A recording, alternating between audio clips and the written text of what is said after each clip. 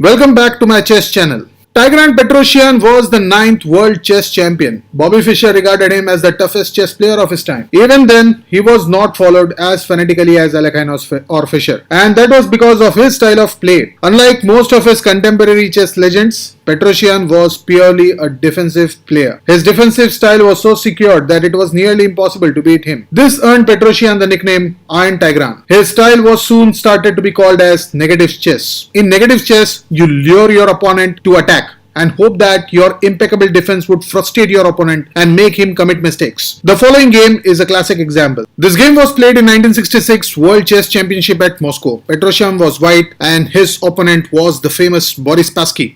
Petrosian started with knight f3, knight f3, f6, g3, g6, c4, bishop g7, bishop g2, short castle, knight c6. The opening resembles King's Indian setup fianchetto variation. The game continued as knight c3, d6, d4, a6, d5 attacking the knight. Knight goes to a5. It's important to take a pause at this position to give you a preface of what might be expected in this game.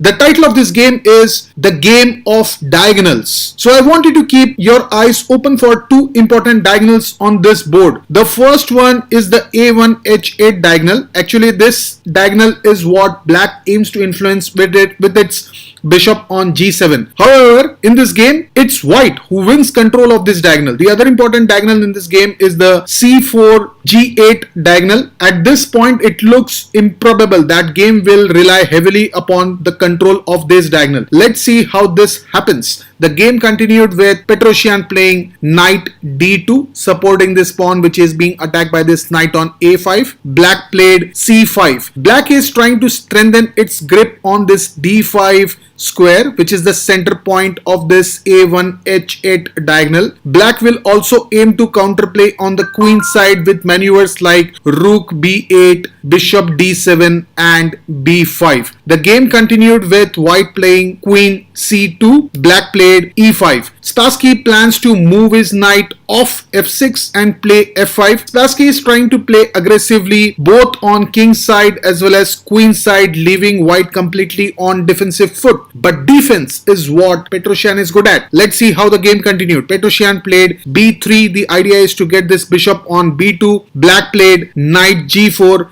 Black clearly states his intention of playing f5 and here Petrosian plays e4. This is the beginning of Petrosian's negative chess. Petrosian is luring Spassky to attack by playing f5. So Spassky actually plays f5. The game continues with Petrosian accepting e into f5. Black plays g into f5. Now remember, instead of g into f5, black can also play bishop into f5. The game will continue with nd e4. Now this position strongly favors white with centralized knight and black's queenside knight locked out of action for quite some time. The game might continue as knight f6, knight into f6, queen into f6. This queen is under attack, so queen e2. Queen will go to d8, knight e4, b6, h4, h6, h5, g5, g4 attacking this bishop, bishop c8, bishop d2 attacking this knight, knight b7, a4, bishop d7, rook f b1 planning to counterattack the queen side with b4, king goes to h8,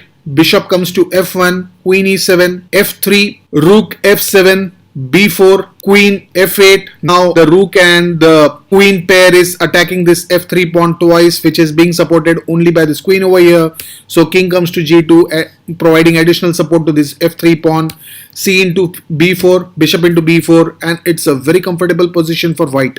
So in this position, black did not play bishop into f5. Black played g into f5. The game continued with knight d1. Again, Petrosian is provocating Spassky. He is luring Spassky to play e4 and capture this h8 a1 diagonal. But Spassky first plays b5. Black seems to be attacking both king side as well as queen side. White played f3 attacking this knight over here, and here Spassky played e4. The black bishop looks very formidable now. So white plays bishop b2 neutralizing this black bishop. The game continued with e into f3, bishop into f3. The bishops get exchanged over here and queen comes to capture this diagonal. Now from this vantage point, the white queen is going to play a pivotal role in this game. The game continued with Spassky playing knight e5. This is attacking the bishop over here. So bishop comes to e2 and here Spassky plays f4. This is the first weak move that comes out of black's desperation to attack. Because of this move, two diagonals become available to white. Better was to play queen f6 and challenge this h8 a1 diagonal which is currently being eyed by this queen on b2. The game continued with white playing g into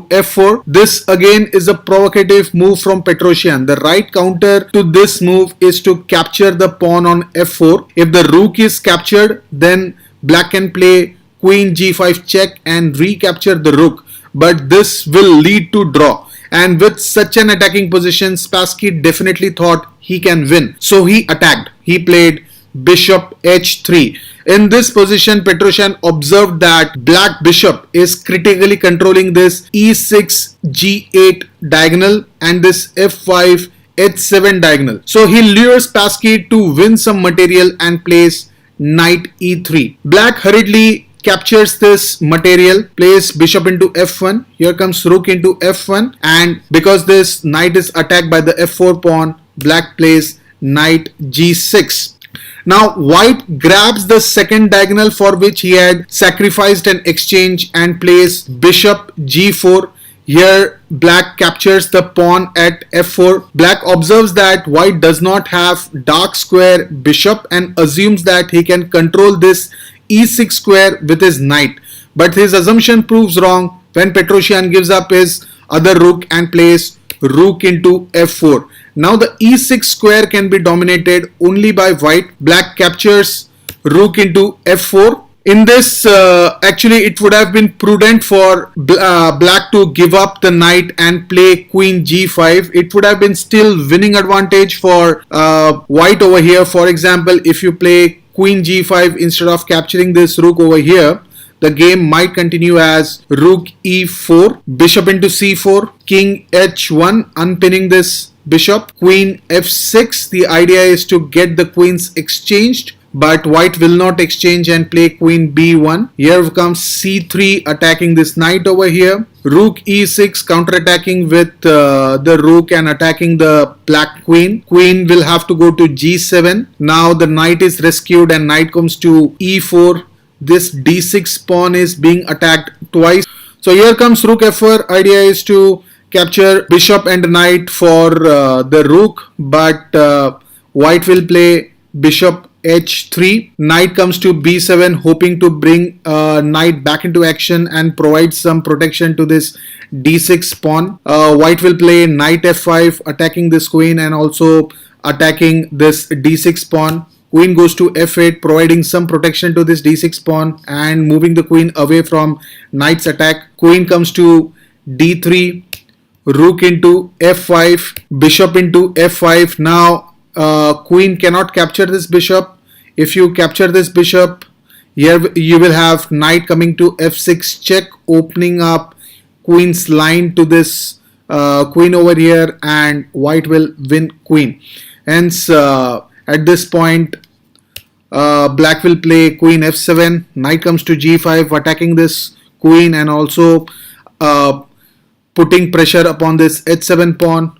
Queen goes to g7, bishop h7 check, king h8, queen h3, opening up possibilities for discoveries when you move this particular bishop. c2, knight f7 check, queen into f7. There is no other move left over here. Queen has to be given up. Bishop g6 check, king g8, bishop into f7 check, king into f7, queen f5 check, king g8, rook g6 check, king h7, queen h5, checkmate. So let's go back to the main game. This was the position where black hoped that it will protect this e6 square by keeping the knight at f4, and here Petrosian captured this knight. Queen g5 does not work, we just saw. So black played rook into f4. The game continued with bishop e6 check. Here black played rook f7. Actually, black is in trouble over here and decides to give up some material. For example, instead of rook f7, if you play king f8, white will play queen h8 check, king e7, queen into h7 check, king f6, queen f7 check, king e5, queen g7 check, queen f6, queen g3, pinning this rook over here, queen h8. Now remember, this was needed because the knight will come over here, check, and it wins the queen. But anyways, knight g4 check comes, king d4, and queen e3 checkmate. And hence, when bishop e6 check came, black rightly decided that it needs to give up some material and plays rook f7. The game continued with knight e4. Petrosian is not interested in gaining material by killing this rook over here. He is now the one who is going for the attack, and with knight on e4, Petrosian is capitalizing on his a1 h8 dominance. Black plays queen h4. The knight is threatened over here. Here comes knight into d6. Now both knight and bishop is attacking this rook over here. Just note that this diagonal is completely under white's control. This a1 to h8 diagonal is completely under white's control, and this is where the entire play is happening. Black tries to counterattack and plays queen g5 check. He can win material over here by capturing the knight at e3, but it really doesn't matter. White plays king h1. Black realizes that capturing this material will lead to checkmate out here, so that's why he plays rook a7, providing some support to this rook on f7. Now in this position, I want you to pause the video. White's dominance on two important diagonals is complete. Now it's time to capitalize. Can you find Petrosian's next move? Take 5 seconds. Ready? Did you find this move? Bishop into f7 check, rook into f7. The next move is interesting. Queen h8 check. This is where Spassky resigned. It's game over. If you take the queen, king into h8, you will have knight into f7 check, king g7, knight into g5. White is one whole knight and the pawn up, and there is no point in continuing this game. To me, this is an instructive game, a brilliant one. As a student of chess, I love Petrosian games. His moves are maybe not super fancy but are logical. If you really want to learn chess, and if you're a novice like me, do follow games by Petrosian, Tarrasch and Capablanca. I hope you liked today's video. Thanks for watching. Bye.